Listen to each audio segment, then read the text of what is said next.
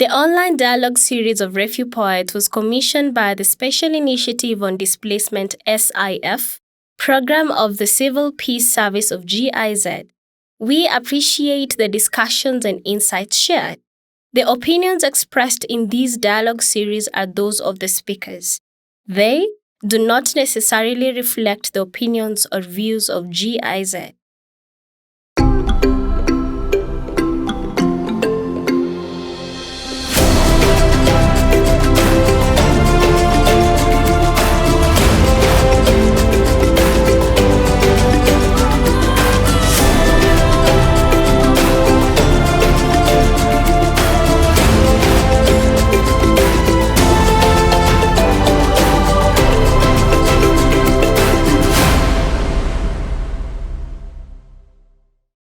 Here we are, refugees. Here we come, the generation of sorrow, the forsaken one who the dark always roam around, the people with sleepless night who the name hope is a dream. Here we are, refugees. Thank you. Thank you very much. Hello and welcome to Try My Shoe. This is our third episode and thank you so much for joining us over and over. My name is Joy Chenyenyuzi and I am your host. Try My Shoe is brought to you by GIZ and the Anika Initiative. And this podcast is part of a series that centers on issue refugees, and we explore all matters to do with refugees. I mean, we are here to learn who a refugee is. We are here to look into the life of refugees and understand who refugees are. We are here to unlearn our previously held misconceptions and shade those ideas as host communities and just even learn who we are as host communities. And today, I have 3 guests who are amazing people and they're doing phenomenal work in the community. And I am excited to be a part of this forum, mostly for the Refugee Poets 2021 edition. So I am super excited. So I would like to invite my guests to introduce themselves and then we get into our conversation. So today's conversation is actually centering around redefining refugees. So pretty much a case of further expounding the definition of a refugee. So is a refugee someone who just fled from war alone? Is a refugee someone who fled from political affliction? Who is a refugee and how do we expand this definition, and do we need to expand this definition? Amongst other questions that we will be answering today. So my guests, karibuni. Thank you. I would like to start with you. Please introduce yourself. Tell us your name. Tell us what you do and anything else you'd like to add. And then we'll move on to you and to you. And when I'm saying to you, I'm pointing to you guys. Yeah. Okay, thank you so much. My name is Bahati Gislain. I'm a refugee from Republic Democratic of Congo.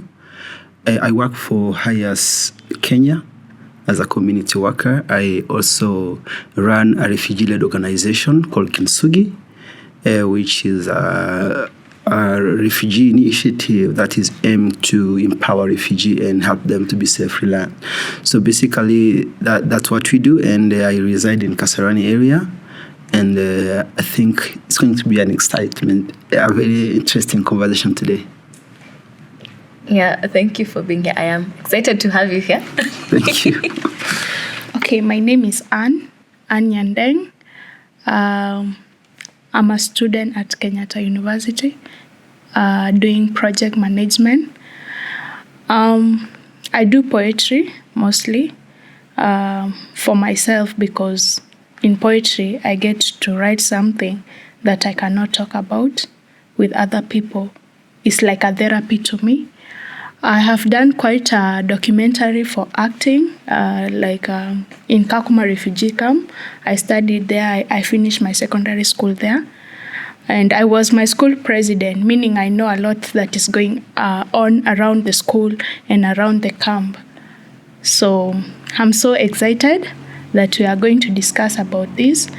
And we are free, like we are going to discuss our inner thoughts, because sometimes it's very hard for you to talk, but if you get that platform whereby people will understand you and people will get to know you better, and like you will inspire a lot of people, then that is a great thing, because a lot of people will learn from it.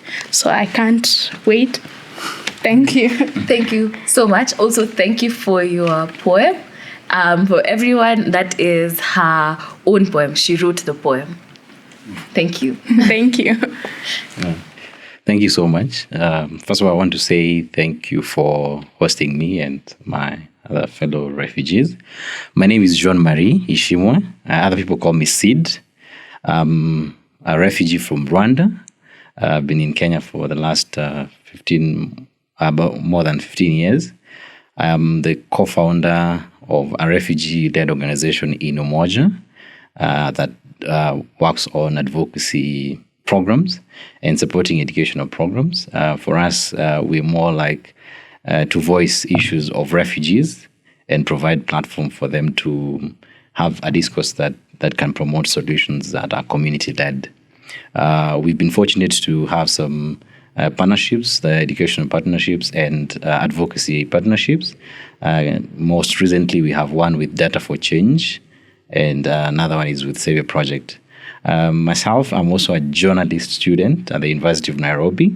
And I'm so happy to be part of this because I love telling stories. I love saying my story as it is as a refugee, because there's a lot of misconception of us, but I believe when people get to understand who we are really, we can create a community that is that's more inclusive.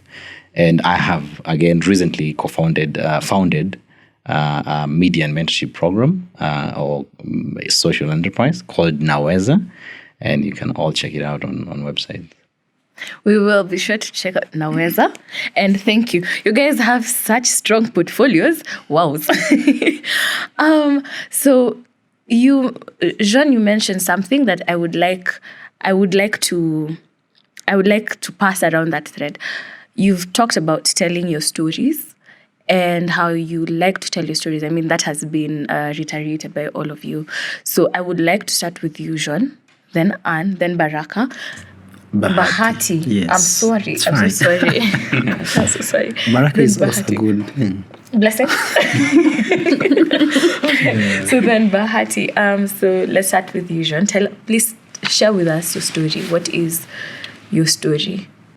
Yeah, well, I share the same story with like just any other refugee. We came to Kenya because of security reasons back in our country.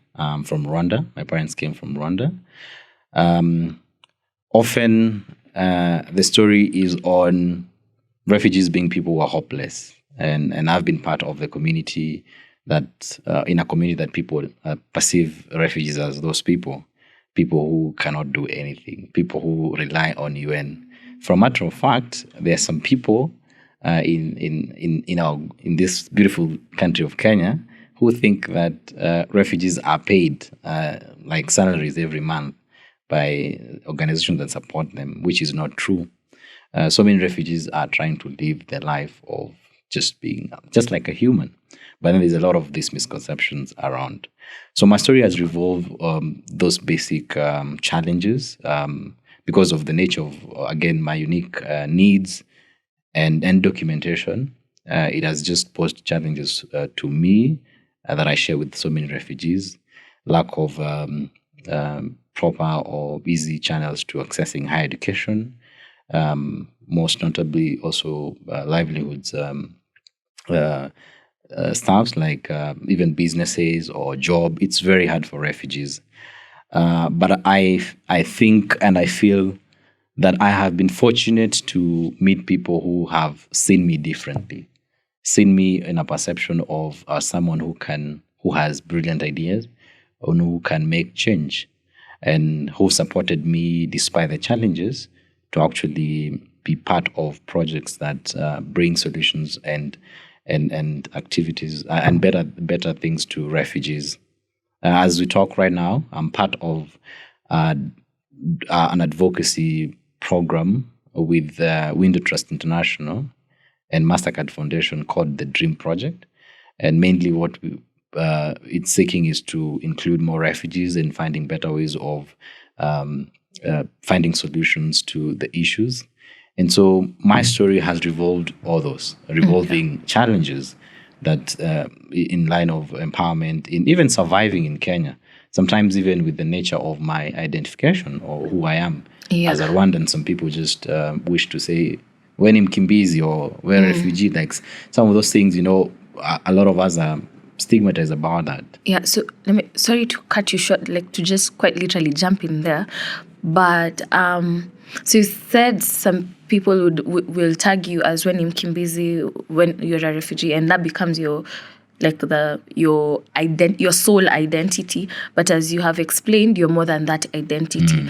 But I would like to know, how do you identify right now in terms of nationality? Yeah. How do you identify right now? Number 2, if you identify as a refugee, how did you how did you become a refugee? Yeah, let's start from the genesis. How did you become a refugee? Yeah, how did you become a refugee? Yeah, maybe not take much time on it, but I identify myself as a refugee, Rwandan refugee. I became refugee because of the fact that my parents came here back more than 15 years ago because of the then genocide in Rwanda to seek refuge. So I came here and I went through the normal processes. It wasn't easy. Usually you'll go register, go through the RSD, refugee status determination, and then if your case is eligible, you'll get the status. So after some years, I was able to become a refugee. I was given the status of being a refugee. And so I'm here in Kenya as a Rwandan refugee. Who fled, who has actually, like my parents came here because of the then war in Rwanda. Yeah, so you are... I just want to keep highlighting this because I feel like it's quite pertinent to this conversation. I mean, I'll do the same for everyone. So you were born in Kenya, but your parents sought refuge in Kenya as a result of the 1994 Rwandan genocide. Thank you. And Okay. What is your story?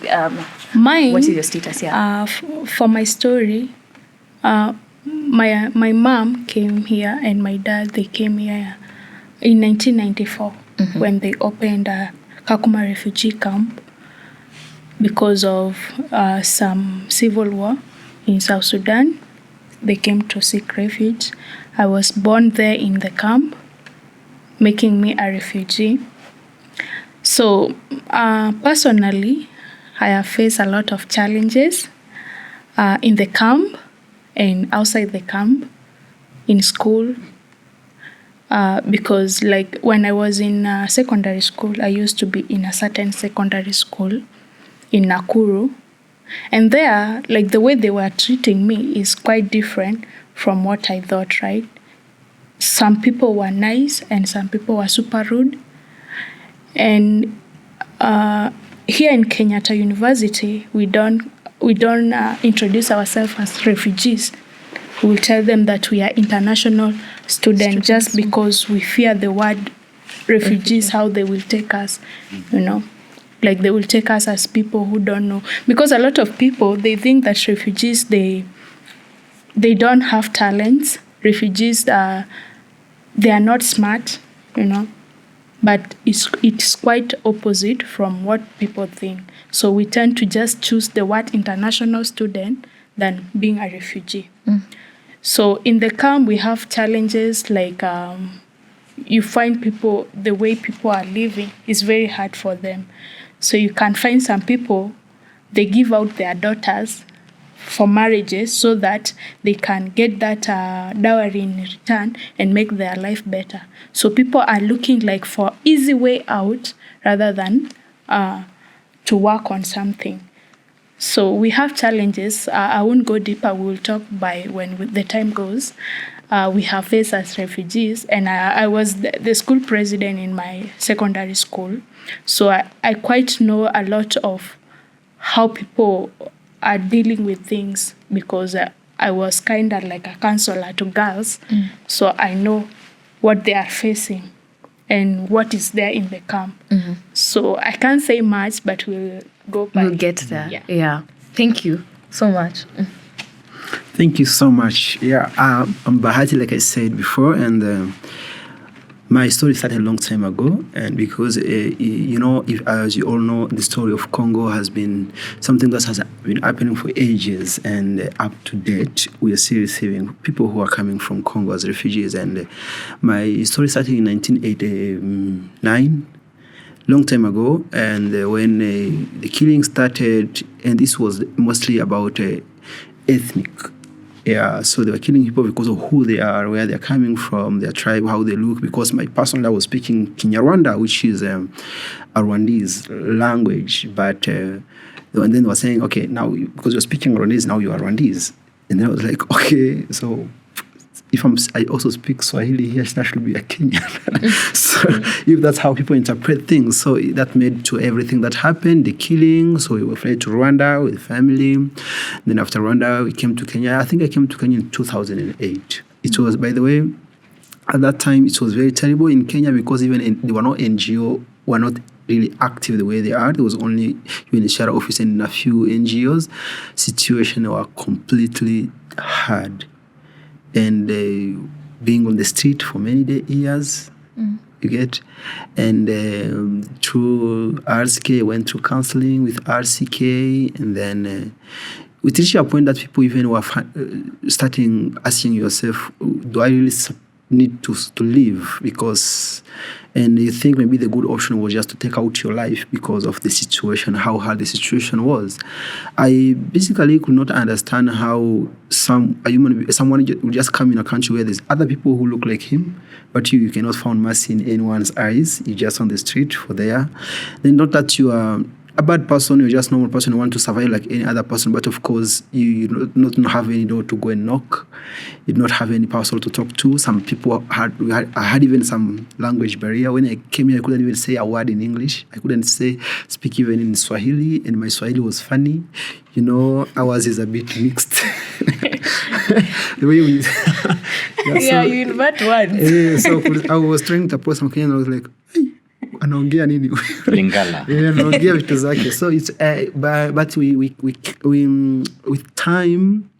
It's when I came to learn about human resistance and human capability of enduring or even facing the situation.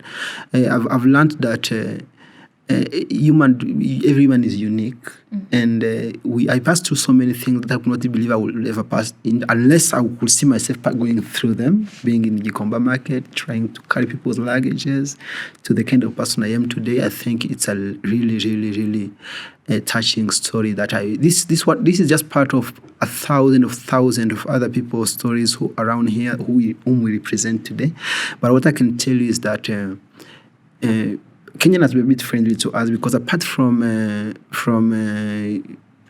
everything that has been happening around us, maybe not having people to advocate for us, we could at least not having anyone to harm us, unless you're not interfering with people's businesses. They will let you live, and if you die with hunger, you die, and if you survive, but no one cares.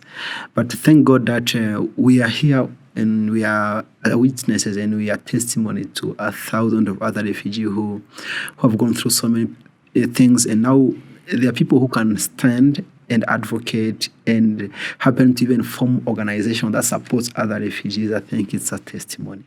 It really is. I mean, in 12 years, you can speak English like this. And English is the least of their... It's not even an accomplishment. Actually, for you, it is a huge one. Because you came to Kenya and you didn't quite speak English, but 12 years later, look at you. I mean, you have moved from camps to to coming and getting an education at KU and being such a phenomenal poet, and you are amazing. I mean, Thank you. there's Joan who's doing amazing advocacy work. I admit that currently I am overwhelmed. Oh wow. So how do you, the usage of the word refugee? So last week I shared this, but I'll share it again. So when my first encounter with the word refugee, when it was used on me, it was used as an insult. So my name, Chenye Nyuzi, is very long and is clearly not very Kenyan. And so the first time in class 8, someone asked me, so backstory is I went to the deputy teacher's office. I came back and then I was asked, what were you doing at the deputy teacher's office? And I said, I was trying to persuade her not to write my name for KCPE. I didn't want to write Joy Chinyinyuzi Gahenda. I was just like, just use the Gahenda. I feel like Gahenda suffices, and then Gahenda passes. And it was never conscious. It really was never conscious, because in our house, we never talked about nationality. We never talked about tribe.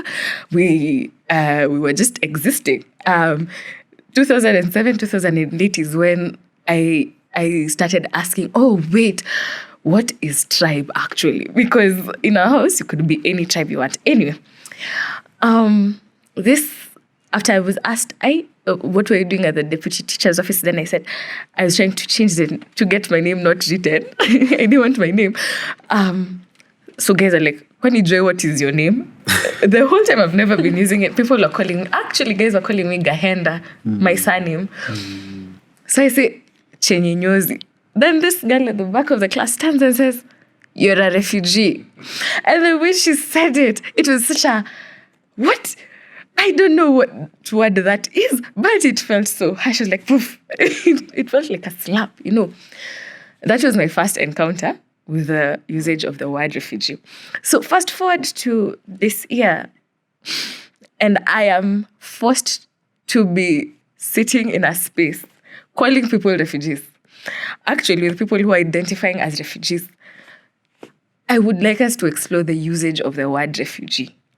For you, when it has been, my first encounter it was used as a weapon, yeah, and now I am realizing, the word refugee, at that point it was used weirdly, but it quite literally means someone who is seeking refuge, someone who just needs, quite literally, refugee is someone in need of refuge for now. So, can you tell me your encounters with the word refugee and its usage on you? Yeah? Okay, so we will start with you, Anne. We will come to you. And we will come to you, Bahati, Baraka. and we will come to you. Okay, personally, the word refugee, for me, I won't take it as something that is very negative, and I won't take it as something that is very positive, because it depends with somebody who is calling you that name. Some people, they call you that name to insult you, but others, they call you that name as a respect, Being a refugee is kind of privilege, because for myself, if I was back in my country, maybe I would have not been where I am today, or I would have lost my life. So if you call me a refugee, I will feel proud, because it's like I'm a God, how do we call it? Somebody who God has helped to survive, as a refugee. You have been helped. But, quite some people, they use those names for negative issues, because a lot of people, they understand a refugee is somebody who needs help always. Somebody who is a beggar, somebody who needs food, she's starving or he's starving, somebody who doesn't have an education, illiterate, somebody who has no talent. All they need is somebody to help them. They don't actually understand that the refugee they are humans and they have all those things that other peoples have, like talents and all those stuff. So it depends with somebody. If you call me with a negative attitudes behind it, I will feel actually very bad about it. But if you call me with that name as you appreciate me, then it's fine. And that's why in our school, it's very hard, Kenyatta University, for somebody to prefer themselves as a refugee, because the environment is changing and civilization, and some people, they think they are cool than others. In universities there's that thing, and people will bully you according to what they know about you. So if you have disability, people will bully you about that. And if you are a refugee, they will take that as a disability and they will bully you. So you tend to keep that international word. If they ask you where are you coming from, you say, I'm a student.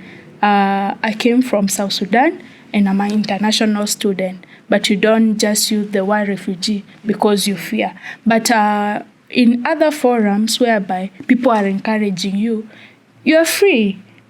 You can say I'm a refugee, So I take it the way you see it as a person who is calling me that name. It's not about how I feel about the name, but it's how you take the word refugee as that person. The context. So I embrace it. That is who I am. I'm a refugee. So, and I cannot change that. I have to accept it as myself. But the way the word refugee will be offensive is how you take it as a person who is doing that to me. Okay. So, yeah. I get it. Thank you. Thank you for sharing. You guys are telling me so many things at the end of this. Whew, so much information. Thank you. Yeah, without going far from where she was, looking at the definition of the word refugee, which means someone who fled their country. I personally, by the way, don't like that name. Let me just be honest with you. I don't like that name at all because of how people relate what people relate that name with. Even when you look at the social media, when people talk about refugees, there's some picture they bring. Yeah. They just bring those pictures of people, dirty people sleeping. So everyone who is looking at us, they just relate to us with those pictures because of maybe I don't know why. And people started sympathizing with us. You see, we don't like that people. Why do you sympathize with us? We can also sympathize with you. Maybe some people. Yeah. You stayed on the streets, not forming organizations. You definitely can sympathize with very many of us. Then people, when they hear refugee, when they hear a word refugee, they just understand pain, they understand sorrow, stress, trauma. Those are the kind of things that they write. But the thing, it's up to social media also and you people of media to also try to start showing people the other angle of refugees, not just the one. Of course, it's how it starts. But we've seen refugees who have made history. We've seen a lot of things. We've heard what happened in America and a refugee who were in Dadaab, who now is in Congress. You understand so many things of people who have made their life. So I think people need to hear also different other stories of a refugee. Another thing, people who fled their country, they fled with different identity which they had before. For example, if something happened to them, millionaires will go, and they will go with their money, of course. Yeah. Of course, some will lose their money, but others they will still be who they are. Pastors will go. We have where I reside, we have doctors, we have big bishops, we have apostles, people with higher personalities. But when they even approach some of the offices, of course, they're getting views because they have this perception of knowing that a refugee has to look like this, it's a person like this. And even if you bring up some idea, they'll be like, so what are you talking about? Because they think that maybe your reasoning is less, your understanding may be a bit depending on things like that. So I think if I go into that name, I think people need to look about any other term for that name, or even give it a different meaning, or even relate it with not only negative things of people starting pursuing refugee as people who bring negative things and not positive things. Yeah, that's what I can say.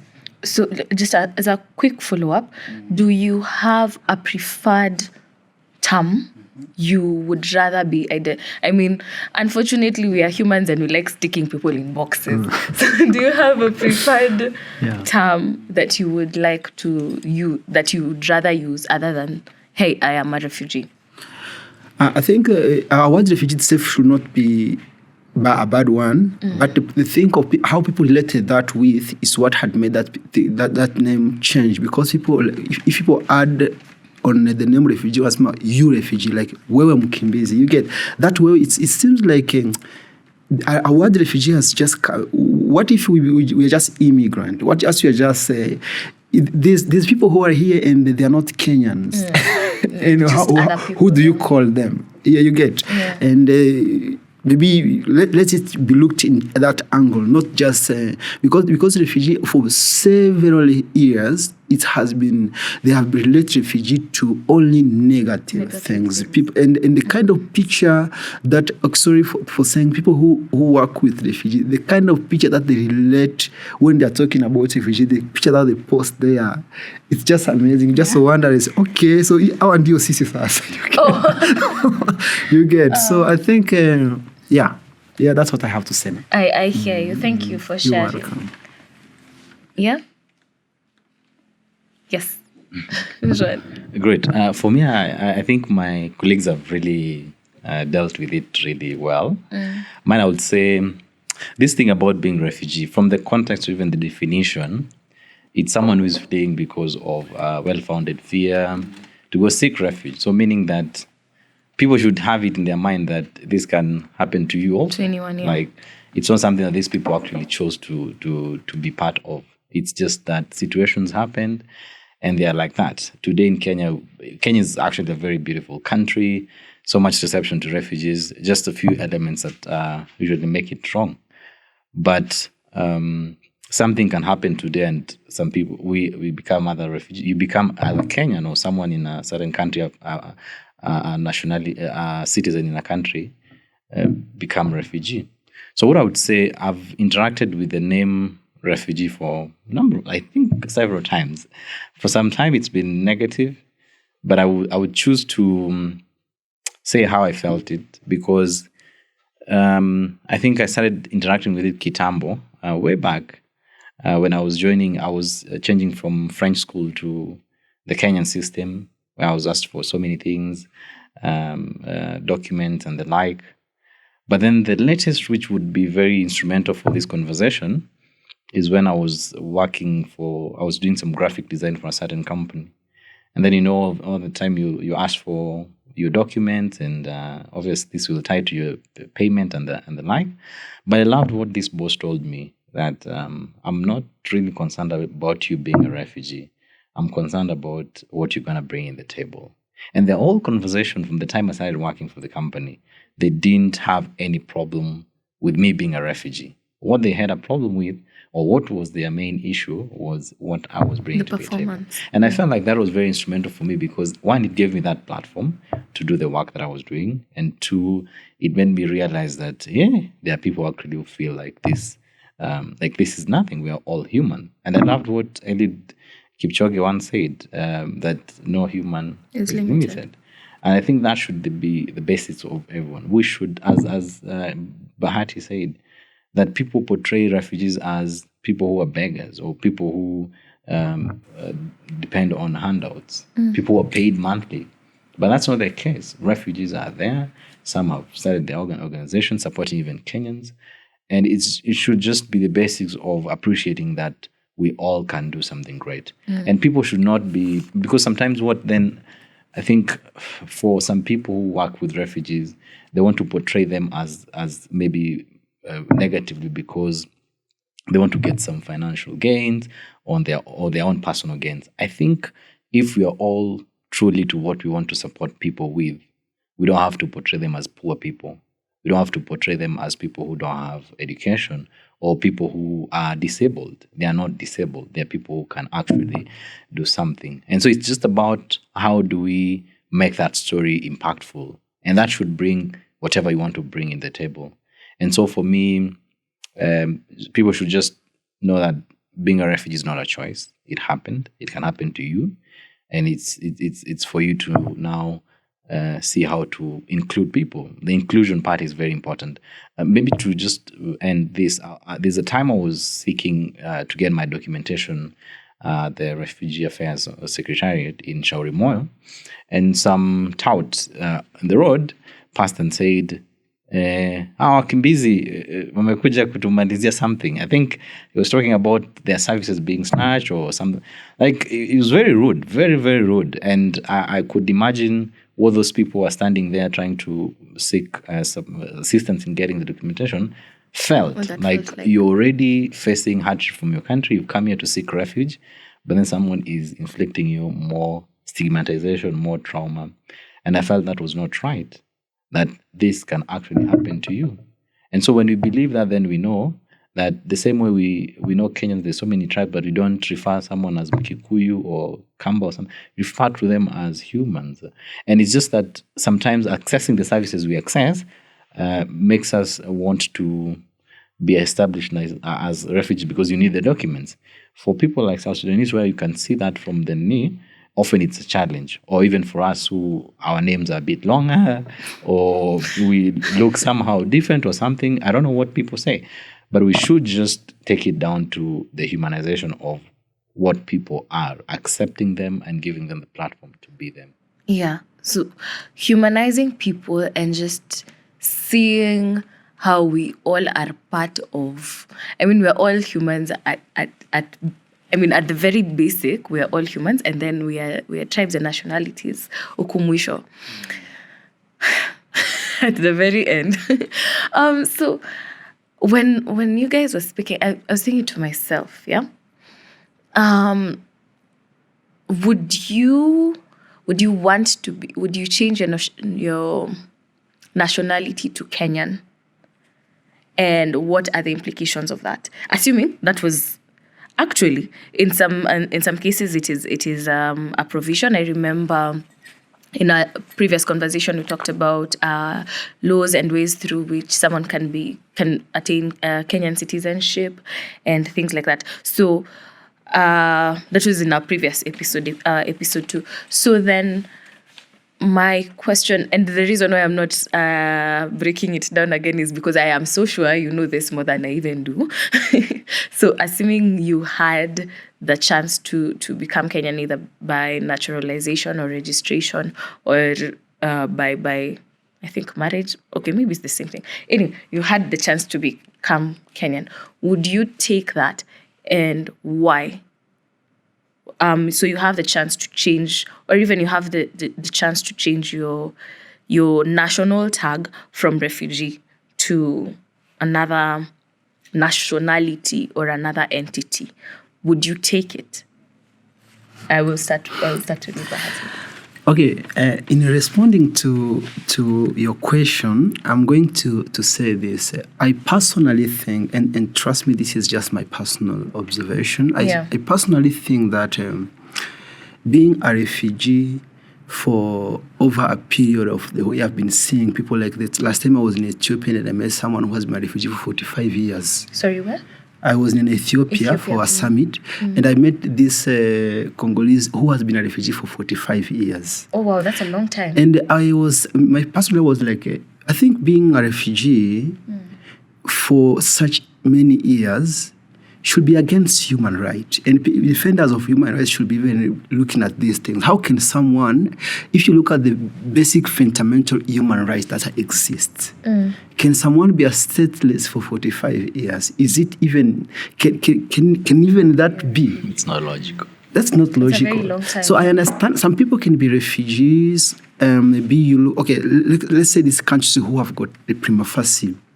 They are like Somalis and Congolese, especially. Those people... Question. Prima facie? Yes.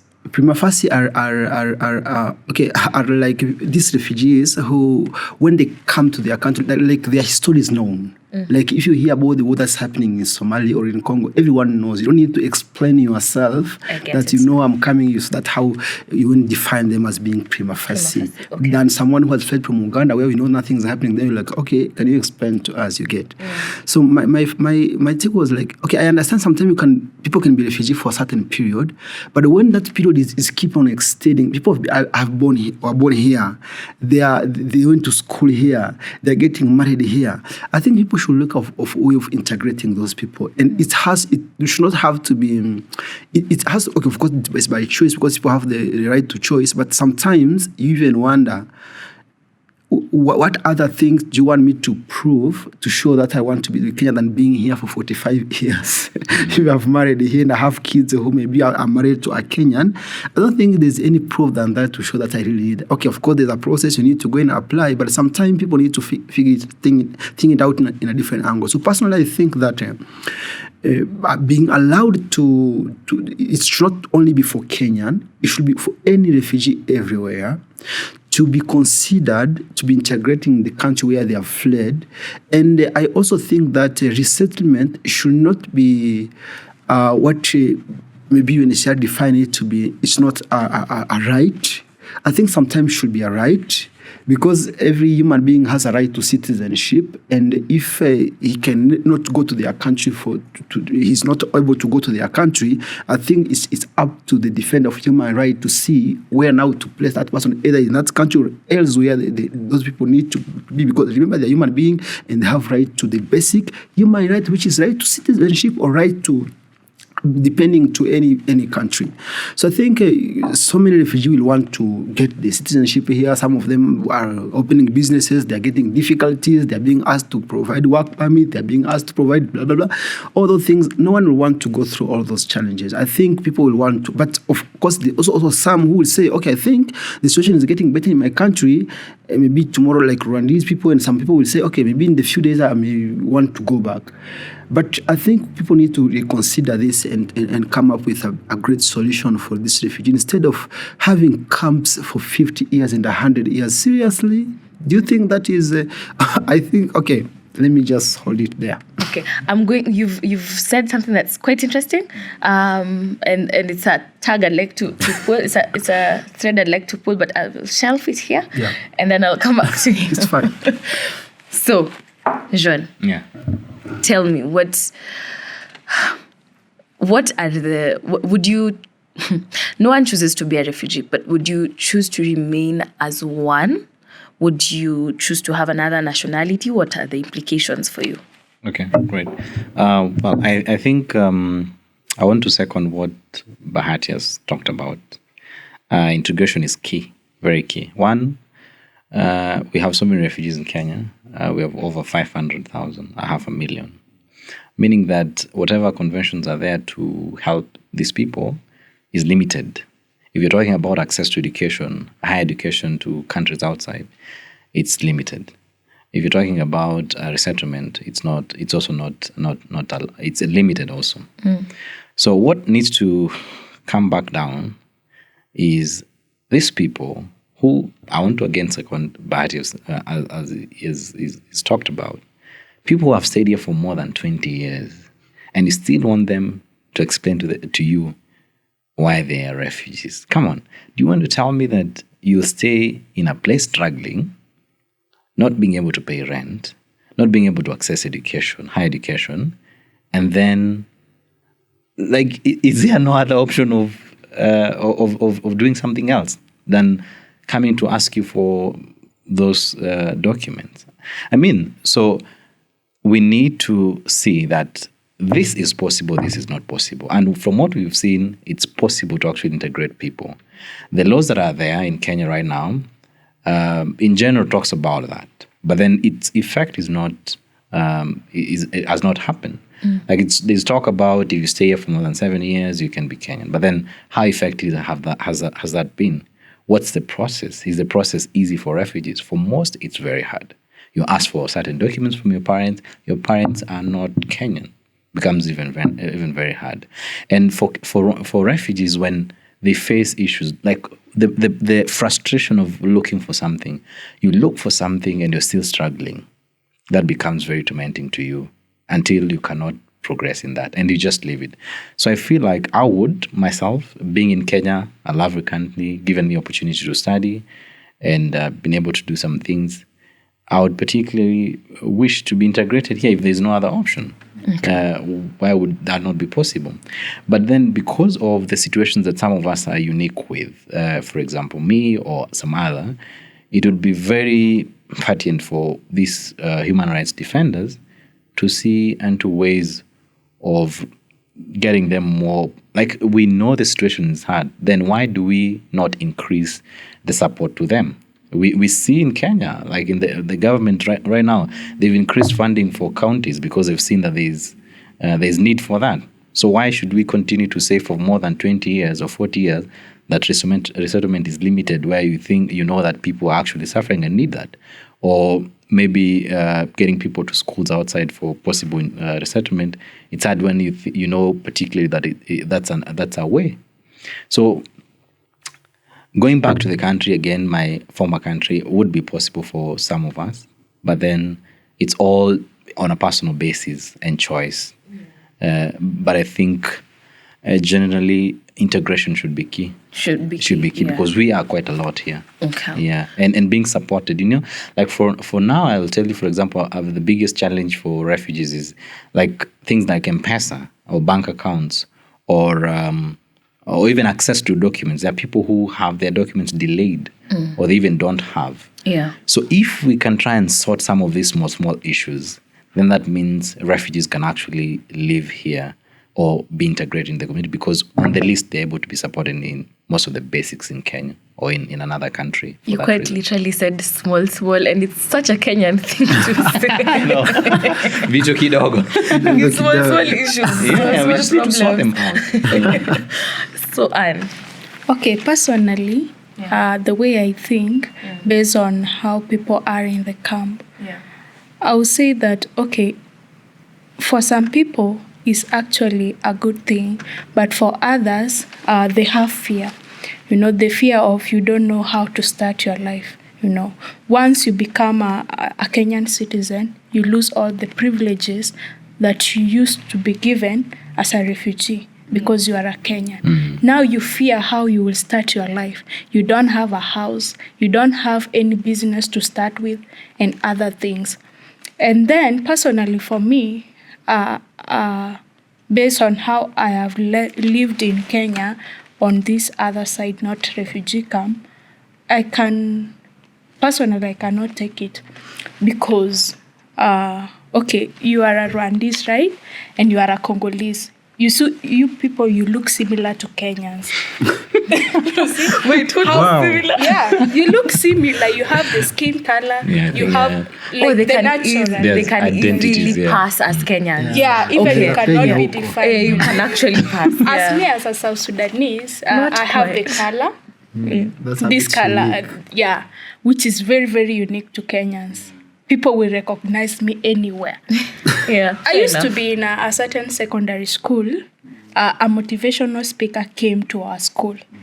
And he was asking a question and people were raising. I was the only girl who was the South Sudanese in that school. And boys were not actually there in that session. They went to basketball. They are very tall. So I raise up my hands. People are being asked questions. I raise up my hand. And the funny thing, the motivational speaker called me negative brown. Wait. Negative brown, meaning I'm very, very dark.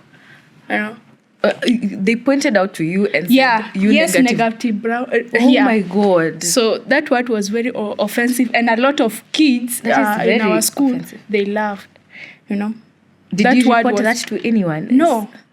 I had that fear.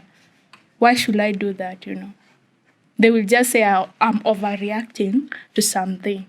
But do you know the entire school used that name as my name from that day, as negative brown.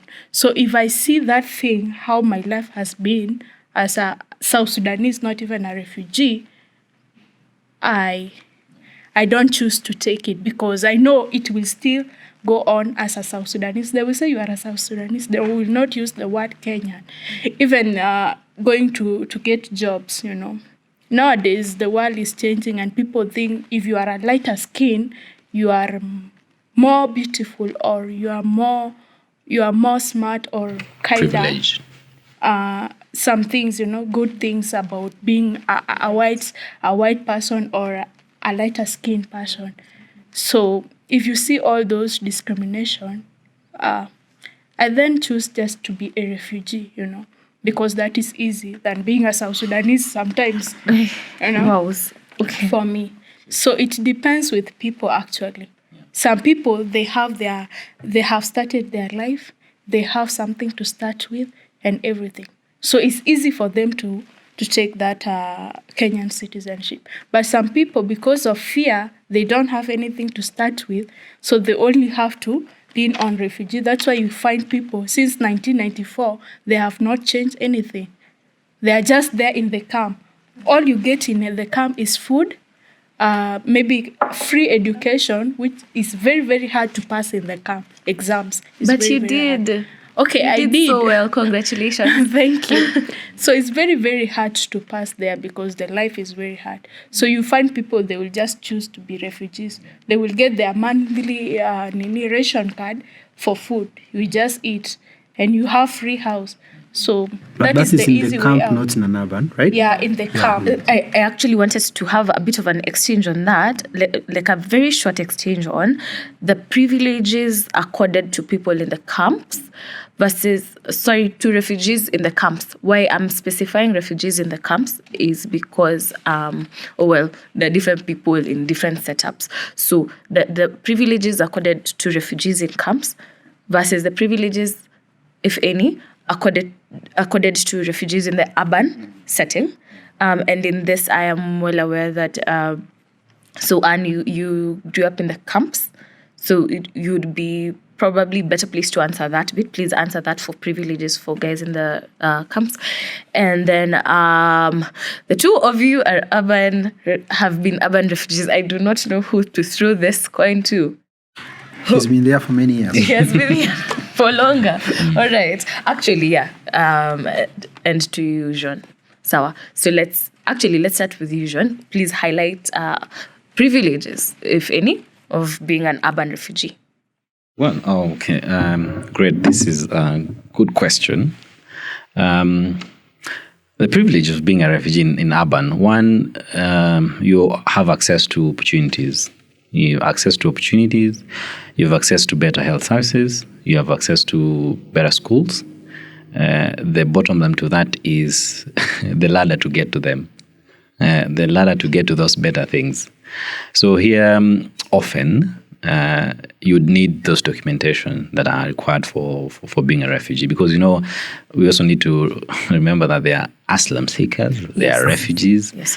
And particularly even what Nandi Bahati mentioned, prima facie refugees, those who are accorded support ultimately, even Everyone without knows question. This is happening. Yeah. So here, there's that bit. There's that wide variety of opportunities, but the ladder to get to them is the problem. But what I've seen as a great asset is also the experience that you get, the interaction to people. Right now, so many refugees are coming together in urban areas. In fact, there's actually a new network of refugee organization that has come up called DROLEN, and that is also a subsidiary to a global one called GRN, which I think is what now being in the urban gives you. The roundup of experience from school, from a variety of institutions, from trainings, from even workplaces. Okay. It's only in Nairobi where there's markets, there's business places that you can actually go try your fate. Ask for a job, you might get, you might not get. You can take your kakibanda, put up. The police will harass you, but you still try and push. You'll put your mandazi for some. I've seen like Burundians, they even take njugus in the traffic jam. You've seen mandazis also. For some Rwandans, they do carvings. And nails. And nails. So there's that. But I won't speak on the camp bit because that they have their own unique challenges. But I think that those are part of the problems.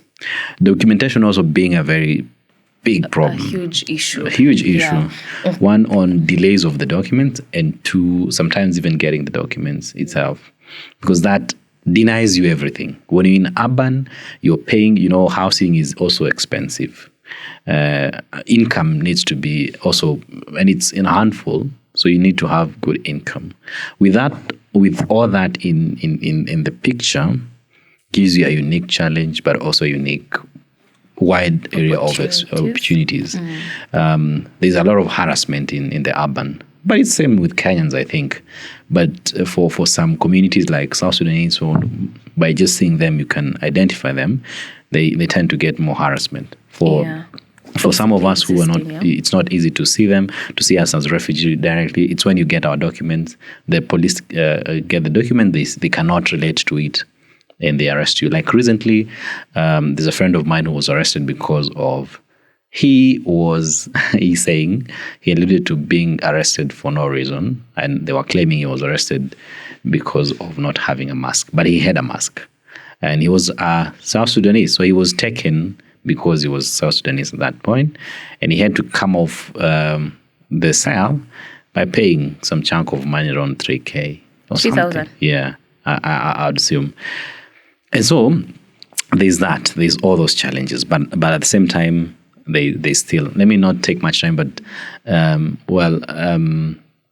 there's a bit of some opportunities. It's just accessing them. The access you need documents. Without documents, very hard. Okay. Without connection, again, you cannot. Without support from CBOs or NGOs or people who know things here, not possible. Yeah. It becomes harder. Yeah. Okay, thank you. And what are the opportunities present in the camp? Okay, in the camp, thanks to UNHCR, a lot of organizations are there. We have Film Aid, we have Window Trust. Right now, I'm currently studying in Kenyatta University under Window Trust, Duffy Scholarship. So we have that one. We have USC. USC is a scholarship for people who are, maybe you have gotten higher grade, you are going to Canada. And we have others like MasterCard, and we have whereby people, they go and being cancelled, child protection is there. We also have Don Bosco. Don Bosco is for technical trainings. They train people to maybe tailoring and all those other stuff. So those things are helping people to be on their foot, which is quite very good. Because if you learn something, you will get to expand it and be able to support yourself as a refugee. So those are privileges. We have also schools. Although the schools, the population is high, at least people get knowledge. Because if that school was not there, then I would have not finished my secondary school, So you don't have to look about on the negative side a lot. The school is there. Although the population is very high, the education is not the same as per year. You still get the education, You still have to work hard and make something for yourself. So UNHCR is trying to help those refugees to stand on their feet, which is very, very good, But it's not everybody that is getting that opportunity, And that is why some people, they just prefer that thing of being remaining as a refugee and within the camp specifically. Yeah. Now I want to move on to my final question. And probably what we could do is, as we get into that final question, is also throw in your final sentiments. So gather them. So the question is, next year, and for you viewers, I'll keep repeating this question over and over and over and over. But so next year, there's the issue of camp closure.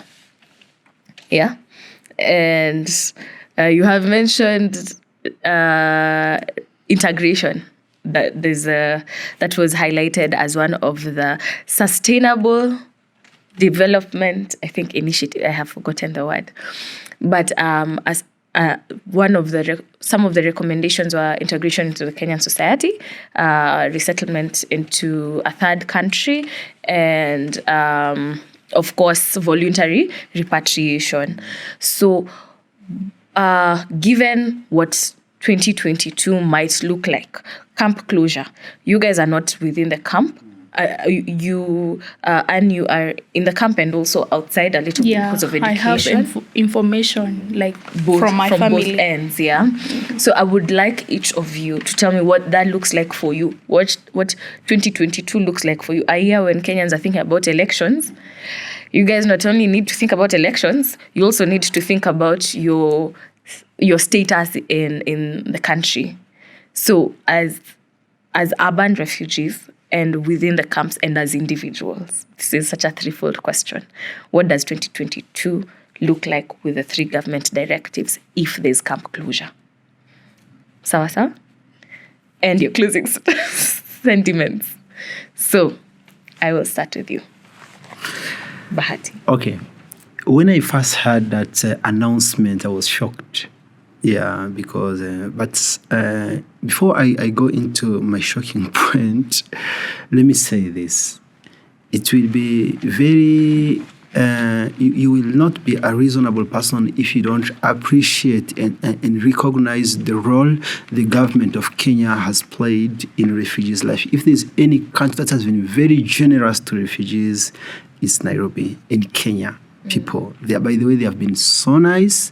It's a place where refugees have gotten peace at any point. So we need to respect that. But at the end of the day, we also need to respect that the safety of this country is the most important. I'm not a politician. I don't understand things about security. The argument is to do with security.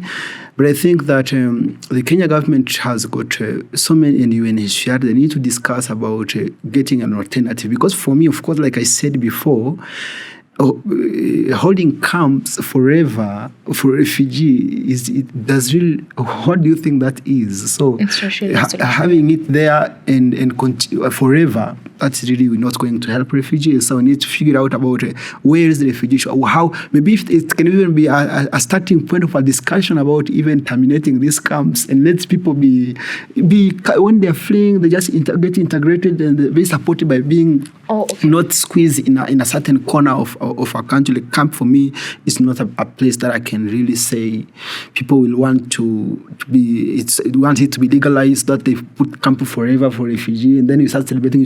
Camp are going to be there forever, so we are happy. No.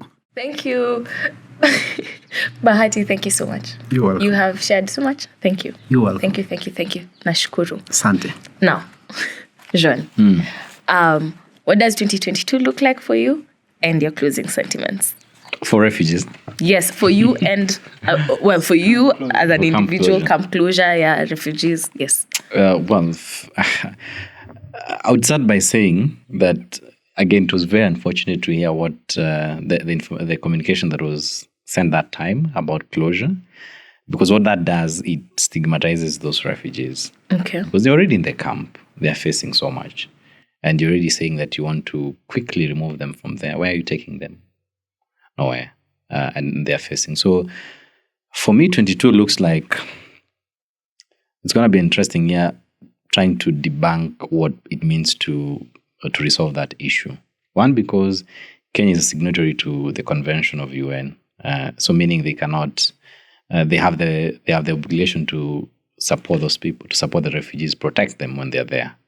Meaning that there should be sustainable ways of getting that situation solved. So for me, I'm looking at it at more advocacy and solution based. That these camps are here, but then how do we, as Bahati said, how do we remove that barrier of saying that people are in camps and so that, and just making them to be in the camps forever? If people have been there for more than 20 years and they can choose to be part of the community, let them be. Give them that opportunity. For some who are there and they have urgent cases, resettle them already because you're already making it hard for them. And so I'm urging the government and UNHCR to look at refugees as humanize that situation. Whatever people say can be very integral in what that can infect to people. So many refugees are committing suicide or they have suicidal thoughts. So many of them are losing hope because of such communication. And so we have to treat them as vulnerable as they are, but at the same time, not victimize them because of that. They have the unique challenges, but also give them the opportunity to be them, as we've discussed here, that they can do something. With that said, I feel for as also Kenya going to elections, I want to repeat something that someone said somewhere, that even when people fight or when people go to wrangles, the bottom line is going to sit down and having a discussion and solving those issues. So before even reaching to any point we're thinking about people fighting or causing any conflict, let's start from conversing. Let's start from finding better solutions while before things escalate. That way Kenya will remain peaceful, because it's a beautiful country, has hosted us. For some of us, even no Kikuyu, Haterere, and the like. We can hear Newega and the like. So it's very important. Very important. That's a full circuit. Very important that comes. And so my final sentiments again. Nelson Mandela once said that it always seems impossible until it's done. Now it feels impossible to continue supporting refugees there, whereas we know it's possible. So as Kenya, as the international people, as refugees themselves, let us be allowed to be part of that solution. There is what we call I've done journalism and development communication, it's called participatory communication. Let's allow the community to be part of that solution you want to find for them. And don't bring things and pump them onto them without involving them. Yeah. So inclusion should be priority. Supporting them and realizing that they can be people is a priority also. And that will be making Kenya and refugee redefined to be people of great dignity and people who can actually be great people in the world. And with that said, I love you, Kenya, and I love you all people who are being human. Thank you. Thank you so much. Thank you, Jean, for sharing. Thank you for being a part of this conversation. I appreciate Thank you for sharing your work and contributing so wholly to this conversation. And now, for the lovely Anne, whose name has a H at the end. Yeah. So, for me, not only me, but those who are in the camp, the decision was very shocking, and people were very devastated because they didn't know where to go. They didn't know what to do. And if they go back to their country, they don't know how to start. They don't have house, they don't have land, anything to start with. So I guess everything happened for a reason. Maybe this is our time to get something better. You never know. Because at every negative thing, there is always a positive outcome. So maybe God wants us to either become Kenyans and be able to support ourselves, or maybe being taken to somewhere else, So I think the world at general should be able to welcome refugees in any way, support them in any way, because you never know. Your country can be having the same issues in future, and you will be a refugee. So being a refugee is not something that you wish for. It's something that comes naturally. So you never know what your destination is as a human being. So if somebody is facing something, you have to help them. At the end of the day, not because you are helping them to get something in return, but because you feel the same pain, You put yourself in their shoes. So personally, I won't say much about it, but I want the world, at anywhere that refugee will be taken, they will welcome them and be part of those people, And to urge UNHCR to look on it. I know UNHCR has helped us a lot in everything, but we are still requesting them for more help, so that we can stand at our feet. And for the election, I won't talk much about it. Yeah. I'm not a politic person. Kinda like, okay, I don't know much about politics. So for election, maybe they do it peacefully and all those stuff. And we are looking forward for 2022 because right now, as I am seated here, I'm fearing because if there will be no refugee here in Kenya, that means my scholarship may end. Oh, yeah. Yeah, which is quite a scary thing and quite a good thing because if I get the resettlement, maybe I will go further for the education, So, and lastly, I want to tell Kenyans that they are good people. I have a lot of friends, Kenyans friends, because there's this woman who was like my mom's friend. She was the one who was paying for my school fees when I was in Nakuru, Form 1 and Form 2, So there are those people who are very good, but those who are not good, at least they change, because we are all human beings and we cannot prefer people. You don't know what somebody is facing.